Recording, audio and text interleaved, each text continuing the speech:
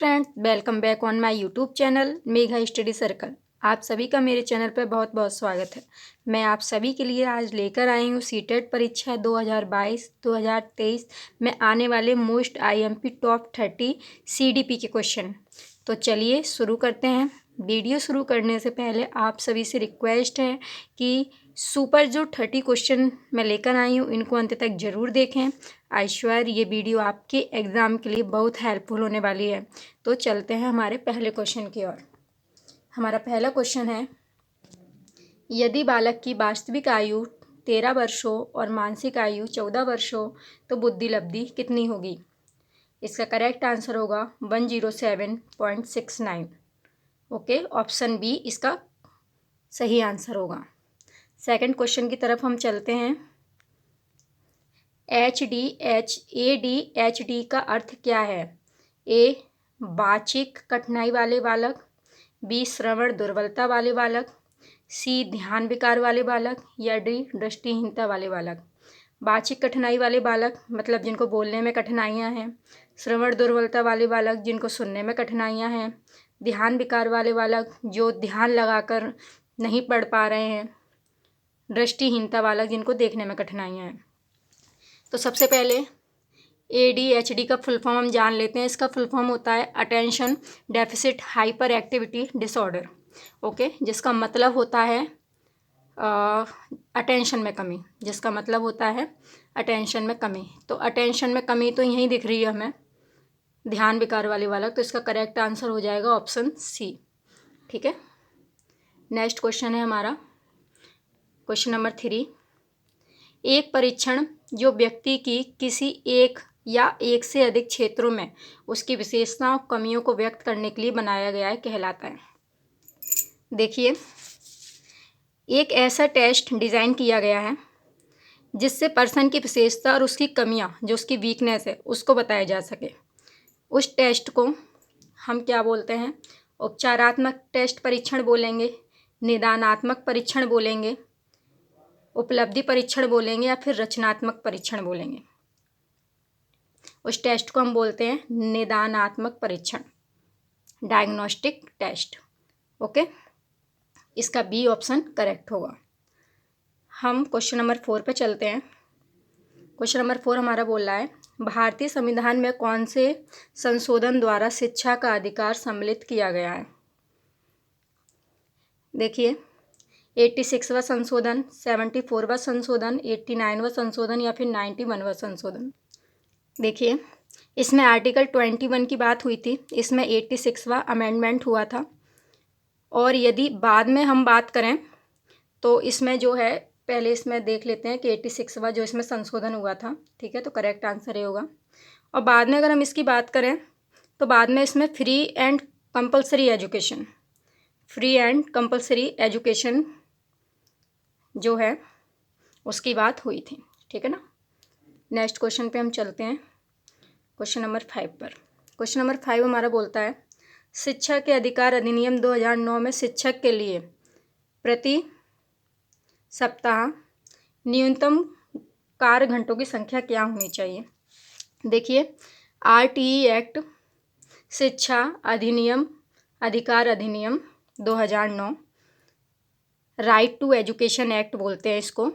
इसमें टीचर को कितने घंटे काम करना है, एक टीचर को कितने घंटे जो है वर्क करना है, कितने घंटे काम करना है, ये बताया गया है। ठीक है ना। तो टीचर को कितने घंटे काम करना चाहिए? 30 घंटे नहीं, इसका करेक्ट आंसर होगा 45 आवर। ठीक है ना, 55 घंटे भी नहीं, 65 घंटे भी नहीं। इसका करेक्ट आंसर होगा ऑप्शन सी, करेक्ट आंसर है।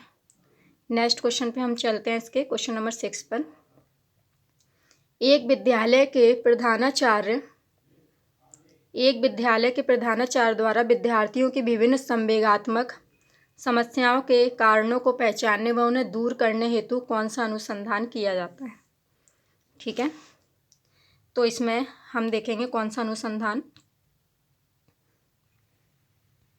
देखिए, जब एक विद्यालय में प्रधानाचार्य द्वारा विद्यार्थियों की विभिन्न संवेदनात्मक समस्याओं के कारण, जब है ना कोई प्रिंसिपल होता है स्कूल का, तो उसको अगर अपने विद्यार्थियों की जो समस्याएं हैं उनके कारणों को पहचान कर उन्हें दूर करना है तो उसको क्रियात्मक अनुसंधान करने होंगे, ठीक है, एक्शन लेना होगा। ओके, क्रियात्मक अनुसंधान करने होंगे तब वो उनकी समस्याओं को दूर कर पाएगा। नेक्स्ट क्वेश्चन पे हम चलते हैं। हमारा नेक्स्ट क्वेश्चन है क्वेश्चन नंबर 7। क्वेश्चन नंबर 7 हमारा बोल रहा है, निम्नलिखित में से कौन सा सिद्धांत परिणामों द्वारा सीखने से संबंधित है। इसका करेक्ट आंसर होगा ऑप्शन ए, क्रिया प्रसूत अनुबंधन।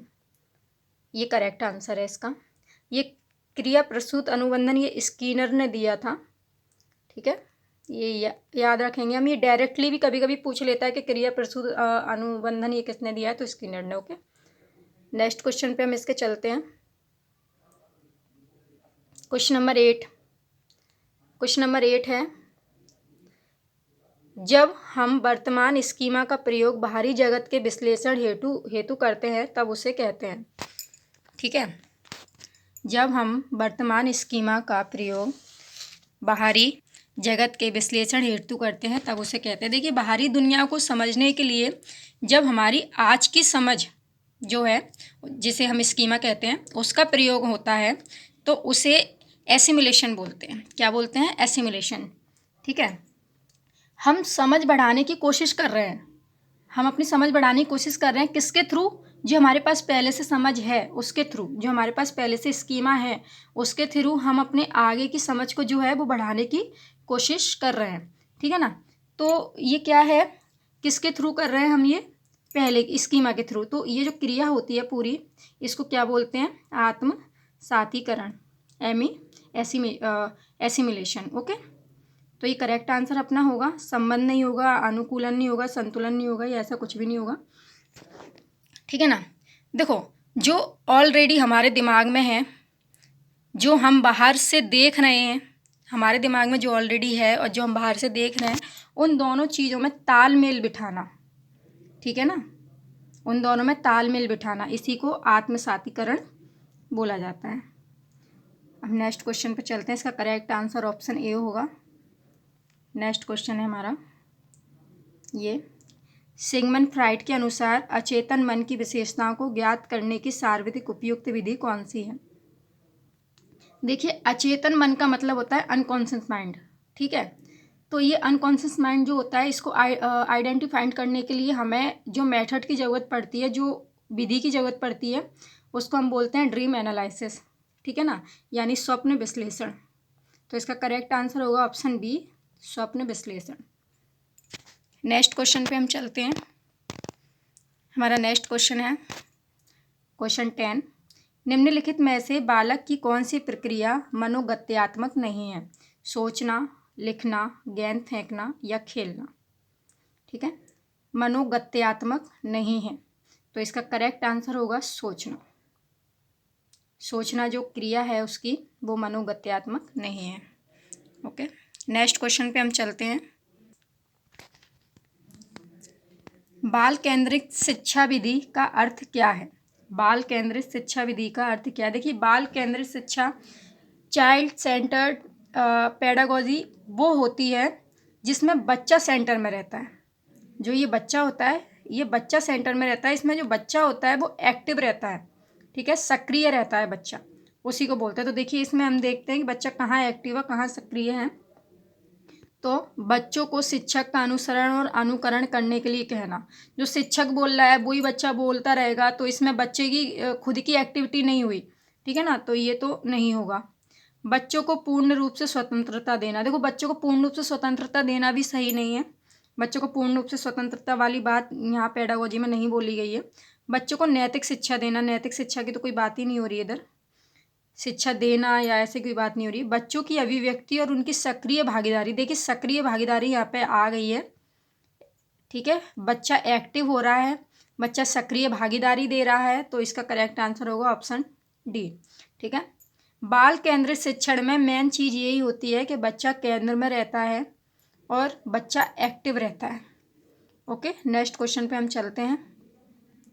नेक्स्ट क्वेश्चन है हमारा, रेविन प्रोग्रेसिव मैट्रिसेस का प्रयोग खाली स्थान के मापन के लिए किया जाता है, ठीक है, व्यक्तिगत मापन के लिए, अधिगम मापन के लिए, बुद्धि मापन के लिए या सृजनात्मक मापन के लिए। तो इसका प्रयोग जो है वो बुद्धि मापन के लिए किया जाता है। इसको याद कर लीजिएगा आप। ऑप्शन सी इसका करेक्ट आंसर होगा। ठीक है, ऑप्शन सी इसका करेक्ट आंसर होगा। नेक्स्ट क्वेश्चन पे हम चलते हैं। हमारा नेक्स्ट क्वेश्चन है 13। लेव वाइगोत्स्की के अनुसार बालक सीखते हैं। बालक कैसे सीखते हैं? बालक अनुकरण से सीखते हैं, वयस्कों और समवयस्कों के साथ परस्पर संबंध से सीखते हैं, जब पुनर्वलन प्रदान किया जाता है तब सीखते हैं, या परिपक्व होने से सीखते हैं। देखिए, वाइगोत्स्की की यदि हम बात करें तो बच्चे जो है इंटरेक्शन के थ्रू सीखते हैं। वाइगोत्स्की तो बात ही सोशल इंटरेक्शन की करते हैं। जब तक समाज में एक दूसरे के साथ इंटरेक्ट नहीं करेंगे बच्चे, तब तक बच्चे नहीं सीख पाएंगे। जब तक समाज के साथ बच्चे नहीं घुलेंगे तब तक बच्चे नहीं सीख पाएंगे। ठीक है ना। जब समाज के साथ हम इंटरेक्ट करते हैं तभी हम बेहतर से बेहतर सीख पाते हैं। संज्ञानात्मक विकास अच्छा होता है, हमारी समझ भी बेहतरीन होती है। तो इसका करेक्ट आंसर होगा ऑप्शन बी, वयस्कों और समवयस्कों के साथ परस्पर क्रिया। ओके, नेक्स्ट क्वेश्चन पे हम चलते हैं। 14 हमारा नेक्स्ट क्वेश्चन है। किस मनोवैज्ञानिक के द्वारा सर्वप्रथम बुद्धि परीक्षण का निर्माण किया गया? बुद्धि परीक्षण का देखिए, पहला बुद्धि परीक्षण या फिर बुद्धि परीक्षण के जनक अगर हम बोलें तो अल्फ्रेड बिने को बोलते हैं। ठीक है ना, स्किनर नहीं है, अल्फ्रेड बिने को हम बोलते हैं। चाहे हम ये बोल दें कि पहला बुद्धि परीक्षण किसने किया, चाहे हम ये बोल दें कि बुद्धि परीक्षण के जनक कौन है, तो इसके जनक ही अल्फ्रेड बिने हैं। तो इसका करेक्ट आंसर अल्फ्रेड बिने हो जाएगा, ऑप्शन नंबर बी। हम नेक्स्ट क्वेश्चन पे चलते हैं। हमारा 15 क्वेश्चन पे हम आ गए हैं। 15 क्वेश्चन क्या बोलता है, देखिए 15 क्वेश्चन हमारा कह रहा है, स्कीमा का सिद्धांत किसने दिया?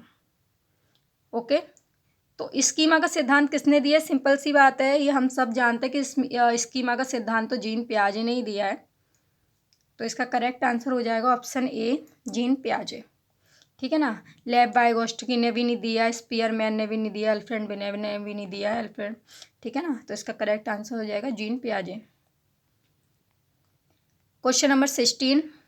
जीन पियाजे के सिद्धांत का प्रमुख प्रस्ताव है कि बच्चों की सोच वयस्कों से बेहतर होती है, बच्चों की सोच मात्रात्मक रूप में वयस्कों से भिन्न होती है, बच्चों की सोच गुणात्मक रूप से वयस्कों से भिन्न होती है, बच्चों की सोच वयस्कों से निम्न होती है।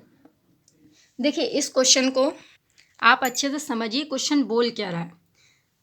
देखिए, पहला हमारा क्या बोल रहा है कि बच्चों की सोच वयस्कों से बेहतर होती है और बच्चों की सोच वयस्कों से निम्न होती है। तो ये दो ऑप्शन तो बिल्कुल भी नहीं होंगे। क्यों नहीं होंगे? ना तो बच्चों की सोच वयस्कों से सुपीरियर होती है, ठीक है ना, और ना ही जो बच्चों की सोच होती है वो वयस्कों से इन्फीरियर होती है। ना तो ऊंची होती है और ना ही नीची होती है बच्चों की सोच। तो ये दो ऑप्शन तो नहीं होंगे। ठीक है। दूसरा क्या बोल रहा है, बच्चों की सोच मात्रात्मक रूप से वयस्कों से भिन्न होती है। ये भी ऑप्शन पूरी तरीके से गलत है। क्यों गलत है? कोई मात्रात्मक भिन्नता नहीं होती है। बच्चा भी दिन में 50 बातें सोच सकता है। आप भी 50 बातें सोच रहे हैं, सोच सकते हैं। ठीक है। डिफरेंट किसका होता है? गुण का, क्वालिटी का। क्वांटिटी का कोई डिफरेंट नहीं होता है। ठीक है ना। डिफरेंट क्वांटिटी का नहीं होता है, डिफरेंट होता है क्वालिटी का, गुण का डिफरेंट होता है। कैसे होता है कि मान के चलो बच्चा रो रहा है, बच्चा खिलौने के लिए रो रहा है, और आप क्यों रो रहे हो? गर्लफ्रेंड छोड़ के चली गई, बॉयफ्रेंड छोड़ के चला गया। मजाक कर रही हूँ। मतलब कहने का मतलब ये है कि बच्चा खेल के बारे में सोच रहा है। आप क्या सोच रहे हो? यार कल मेरा एग्ज़ाम है, पता नहीं कैसा जाएगा। बच्चा सोच रहा है कि यार मेरा खिलौना टूट गया है, कल मैं किससे खेलूँगा। तो दोनों सोच रहे हैं, दोनों बराबर सोच रहे हैं। वो भी कई बातें सोच रहा है, आप भी कई बार सोच रहे हैं, लेकिन क्वांटिटी का अंतर नहीं है, क्वालिटी का अंतर है। ठीक है ना। तो इसका करेक्ट आंसर होगा ऑप्शन सी, गुणात्मक रूप से वयस्कों से भिन्न है, ना कि मात्रात्मक रूप से। नेक्स्ट क्वेश्चन पे हम चलते हैं। नेक्स्ट क्वेश्चन है हमारा 17। लेव वाइगोत्स्की के अनुसार अधिगम क्या है? ठीक है ना। एक व्यक्तिगत गतिविधि है, एक निष्क्रिय गतिविधि है, एक अनुबंधित गतिविधि है, या फिर एक सामाजिक गतिविधि है। देखिए, जिसकी थ्योरी का नाम ही सामाजिक सांस्कृतिक परिक्षेप है, यानी वो समाज और संस्कृति और भाषा को ध्यान में रख रहा है, ठीक है ना। वाइगॉट्स्की है जो इन्होंने थ्योरी दी है, ये अपनी थ्योरी में मतलब समाज, सांस्कृतिक और भाषा को ही ध्यान में रखते हुए इन्होंने अपनी थ्योरी बनाई हुई है, क्रिएट की हुई है। तो ये तो वे कौन है? ये सामाजिक रचनावादी हैं। कौन है? सामाजिक रचनावादी। वहीं अगर हम पियाजे की बात करें, वहीं हम पियाजे की अगर बात करते हैं तो पियाजे रेडिकल हैं। वे रेडिकली इस बात पर ध्यान देते हैं कि बच्चा सीखना चाहिए, फिर बच्चा चाहे जैसे भी सीखे। लेकिन वहीं वाइगॉट्स्की हैं, वो कहते हैं कि बच्चा समाज में रहकर सीखना चाहिए, ठीक है ना। वो समाज को जो है ज़्यादा मानते हैं कि समाज में बच्चा रहकर सीखना चाहिए। तो हमारा पहला ऑप्शन है कि एक व्यक्तिगत गतिविधि है, ठीक है ना। बच्चा अकेले सीख रहा है, तो मतलब इसका मतलब बच्चा अकेले तो नहीं सीखेगा ना, ग्रुप में ही सीखेगा। तो ये तो नहीं है, इसमें बोल रहा है कि बच्चा व्यक्तिगत गतिविधि अकेले कर रहा है, तो ये तो नहीं होगा। सेकंड है बच्चा निष्क्रिय है, एक निष्क्रिय गतिविधि है। बच्चा निष्क्रिय तो कहीं नहीं हो सकता, ठीक है ना। ना पियाजे बोलते हैं ना वाइगॉट्स्की बोलते हैं, किसी के भी अनुसार बच्चा निष्क्रिय तो नहीं होगा, तो ये गलत हो गया। एक अनुबंधित गतिविधि है। अनुबंध की बात जो है वो व्यवहारवादी का कॉन्सेप्ट है, ये पियाजे या वाइगॉट्स्की का नहीं है, तो ये भी नहीं होगा। चौथा है एक समाजवादी गतिविधि है। ये बिल्कुल सही है, क्योंकि समाज की जो बात है, संस्कृति और भाषा की बात है, वो वाइगॉट्स्की करते हैं। तो इसका करेक्ट आंसर अपना हो जाएगा ऑप्शन टी। ओके, नेक्स्ट पे हम चलते हैं। क्वेश्चन 18 हमारा क्या बोल रहा है? मौखिक संवाद जो बच्चे अपने आप से करते हैं, उन्हें वाइगॉट्स्की किस नाम से जानते हैं? ठीक है ना। मौखिक संवाद, मौखिक संवाद वो होता है जब बच्चा मन ही मन अपने आप से बातें करता है। कि आपने बहुत से बच्चों को देखा होगा बैठे बैठे अपने आप से बात करते रहते हैं, तो इसको व्यक्तिगत वार्ता बोलते हैं। यह वाइगॉट्स्की के विषय में बहुत ही IMP है, ठीक है ना, इम्पोर्टेंट है काफ़ी। व्यक्तिगत वार्ता, इसमें क्या होता है कि बच्चे का जो संज्ञान होता है, बच्चे की जो सोचने की जो समझने की समझ होती है, बच्चे में संज्ञान होता है, वो बहुत ही मजबूत होता है, जिससे वह अपनी एक्टिविटीज़ को दिशा देगा, डायरेक्शन देगा, ठीक है ना। ये जो बच्चा मौखिक संवाद करता है, ये बच्चा 3 से 6 साल के वर्ष में जो है इसमें ज़्यादा पाया जाता है, ठीक है। 3 से 6 साल का बच्चा जो है वो मौखिक संवाद ज़्यादा करता है। ओके, नेक्स्ट क्वेश्चन पे हम अपने चलते हैं। इसका मैंने आपको आंसर बता दिया, व्यक्तिगत वार्ता होगा, ठीक है। नेक्स्ट क्वेश्चन पे हम अपने चलते हैं। 19, क्वेश्चन नंबर 19 क्या बोल रहा है? किसी बच्चे का दिया गया विशिष्ट उत्तर कोहल वर्ग के नैतिकता के सोपान की विषय वस्तु के किस सोपान के अंतर्गत आएगी? हमको अच्छे से पढ़ना है इसे। यदि आप ईमानदार हैं तो आपके माता पिता आप पर गर्व करेंगे, इसलिए आपको ईमानदार रहना चाहिए, ठीक है। ये जो बात ऊपर लिखी हुई है कि यदि आप ईमानदार हैं तो आपके माता पिता आप पर गर्व करेंगे, इसलिए आपको ईमानदार रहना चाहिए, बात कहाँ पर जो है वो कर रही है, क्या है? गुड बॉय गुड गर्ल अनुकूलन, कानून और व्यवस्था अनुकूलन, दंड आज्ञाकारी अनुकूलन और सामाजिक संकुचन अनुकूलन। तो देखिए, यदि आप ईमानदार हैं, ठीक है, आपके माता पिता आप पे गर्व करेंगे, तो माता पिता यही तो बोलेंगे, नहीं नहीं, हमारा जो बेटा है वो गुड बॉय है, हमारी जो बच्ची है वो गुड गर्ल है, वो ईमानदार है। तो इसका ऑप्शन क्या होगा? गुड बॉय गुड गर्ल अनुकूलन, ठीक है ना। सिंपल सी बात है, ये तो क्वेश्चन का आंसर कोई भी बता देता। 20 पे हम चलते हैं। लॉरेंस कोहल वर्ग के सिद्धांत में कौन सा स्तर नैतिकता की अनुपस्थिति को सही अर्थ में सूचित करता है? लेवल 4, लेवल 1, लेवल 2 या फिर लेवल 3? देखिए, तो बच्चे की अपनी कोई भी नैतिकता नहीं होती है, ये हम जानते हैं। जो बच्चा होता है उसकी अपनी कोई भी नैतिकता नहीं होती है। जो बाहर से भर दिया गया है वही सब सही है। किसी ने बोल दिया ऐसा नहीं, ऐसा सही है, तो हाँ ऐसा सही है। उसकी खुद की कोई भी मॉरलिटी नहीं होती है। जीरो सेंस ऑफ मॉरलिटी होती है उसकी। तो ये किस स्टेज में आता है, किस स्टेज पे ये कहा गया है? तो ये कहा गया है लेवल 1 में, ठीक है ना। तो इसका करेक्ट आंसर होगा लेवल 1, ऑप्शन बी। ठीक है ना। लेवल 2 में कहा गया है, लेवल 2 में बोला गया है कि समाज के हिसाब से सही गलत क्या है, ठीक है ना। सोसाइटी, इसमें सोसाइटी को महत्व दिया गया है कि समाज के हिसाब से सही गलत क्या है। समाज ने बोल दिया कि ये चीज़ गलत है तो हाँ ये चीज़ गलत है, और समाज ने कह दिया ये चीज़ सही है तो हाँ ये चीज़ सही है। लेवल 3 में बोला गया है कि बच्चा क्या है, वो जो खुद से चूज़ करे कि नहीं ये चीज़ गलत है, सेल्फ आएगा इसमें, कि ये चीज़ गलत है ये चीज़ सही है। हमें खुद से अपनी सोच से, अपने संज्ञान से, अपने समझ से हम खुद कोई चीज़ चूज़ कर सकें, वो लेवल 3 में आता है। और लेवल 1 में यही आता है, ठीक है ना।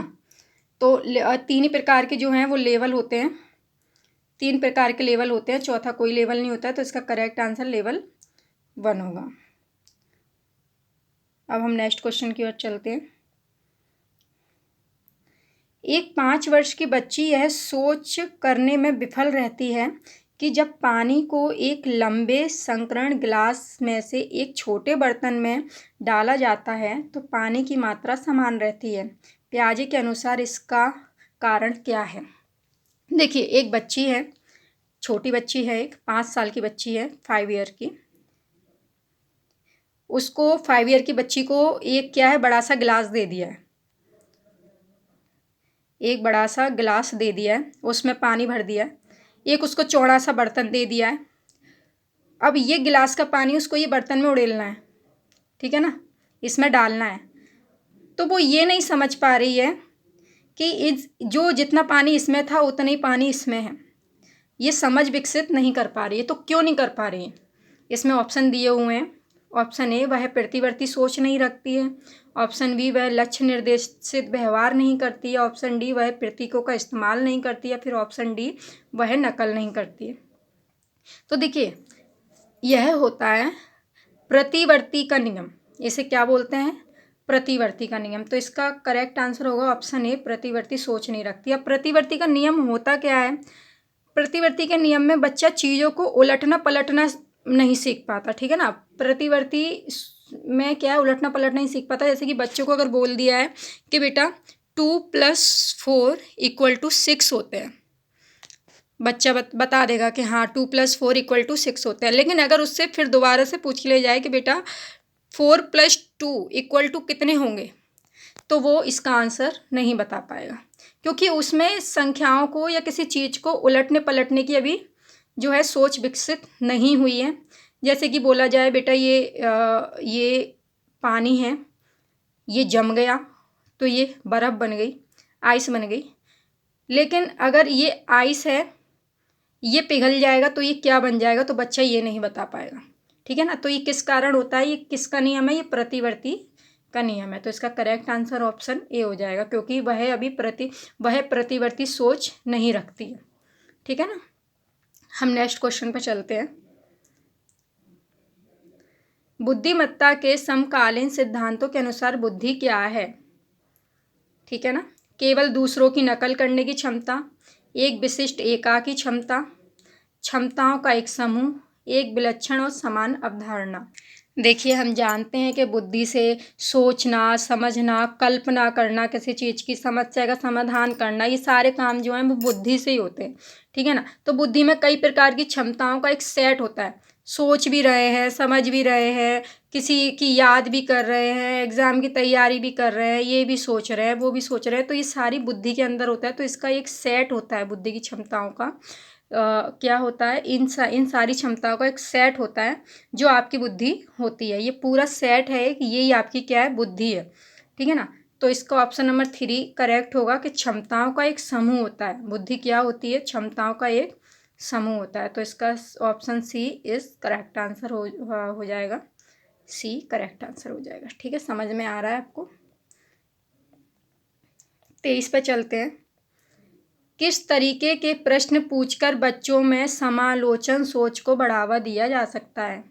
ऑप्शन ए, अधिकार अधिनियम किस वर्ष पारित किया गया था। ऑप्शन बी, त्रिभुज के तीनों कोणों का योग क्या होता है। ऑप्शन सी, पृथ्वी के वायुमंडल में परतों का नाम बताइए।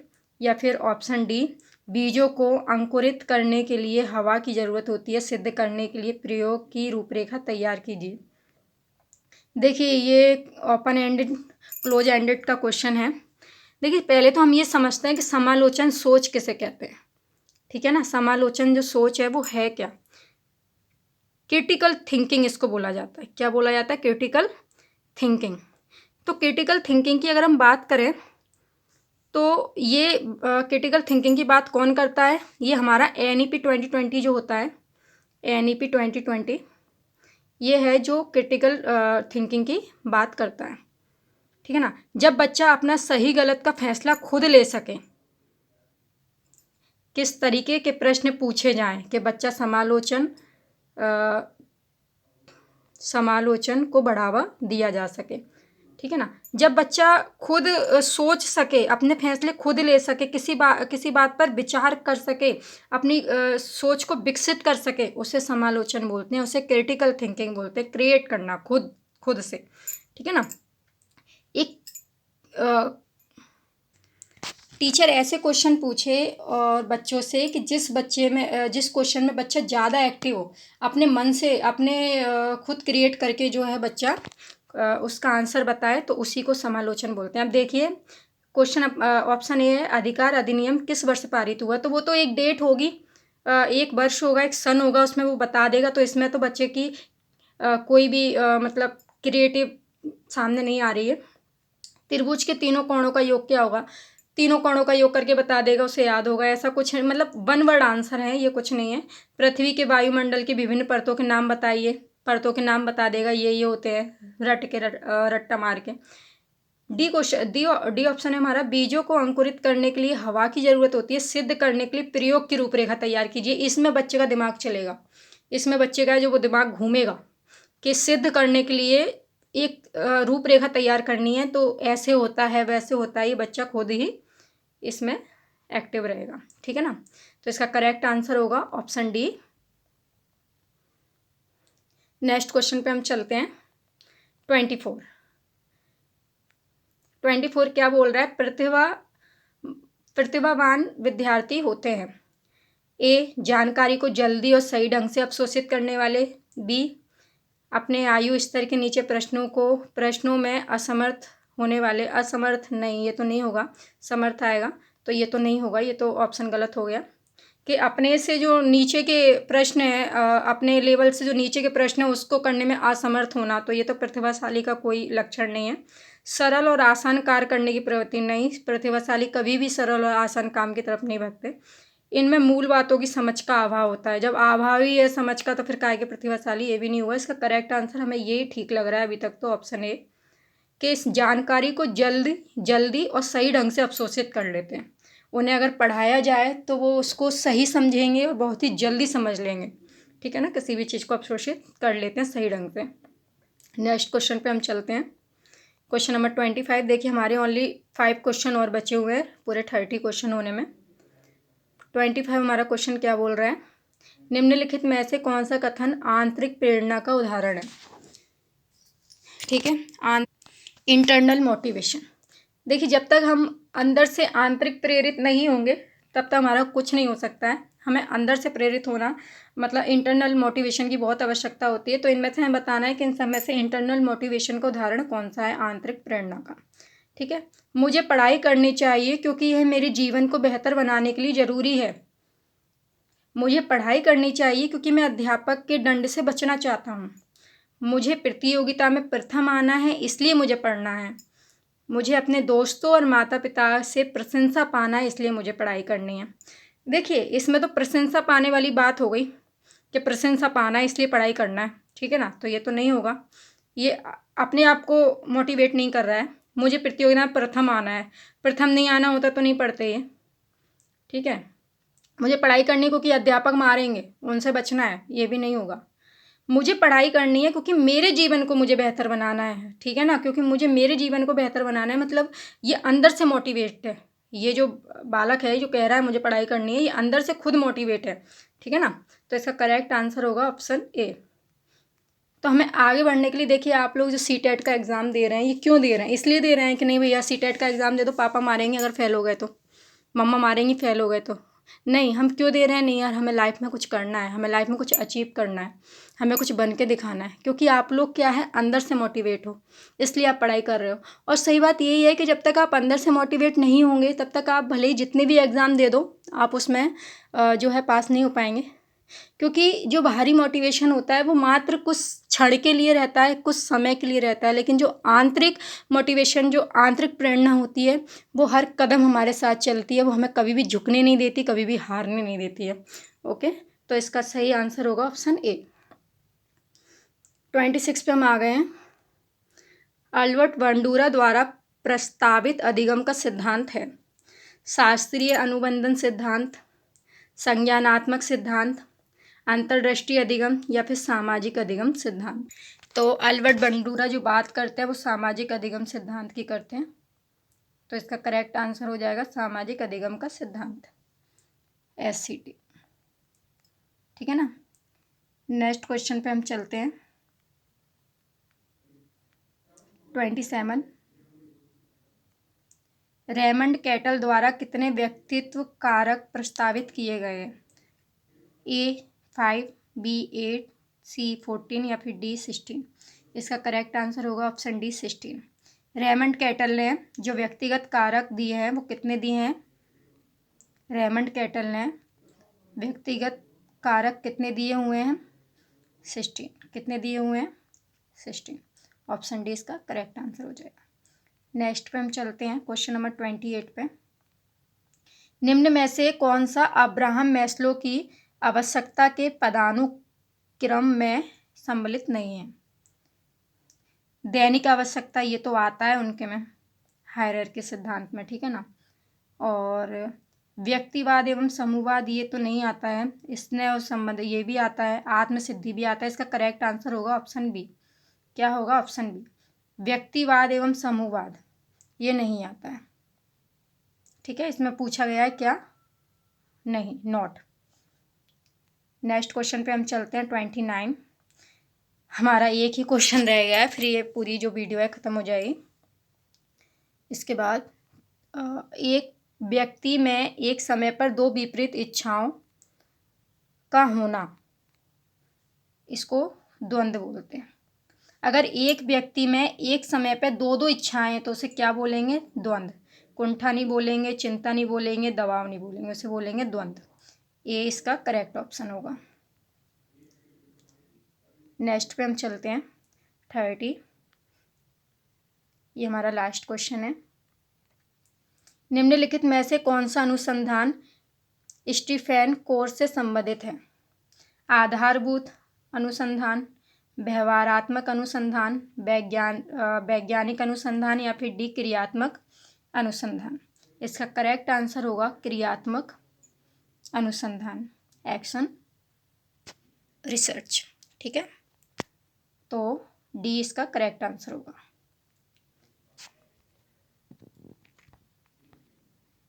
इसी के साथ हमारी आज की वीडियो में बस इतना ही। यदि वीडियो अच्छी लगी हो तो वीडियो को लाइक शेयर ज़रूर कर देना।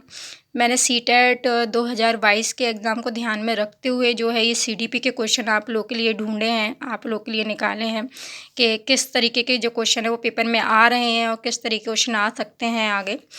अगर आपने अभी तक मेरे चैनल को सब्सक्राइब नहीं किया है तो प्लीज़ चैनल को सब्सक्राइब कर दें और बेल आइकन प्रेस कर दें, जिससे मेरी सभी वीडियोज़ आपको सबसे पहले दिख सकें। तो तब तक के लिए आप खुश रहिए, मस्त रहिए, अपना एम अचीव करें। मिलते हैं अगली वीडियो में। बाय।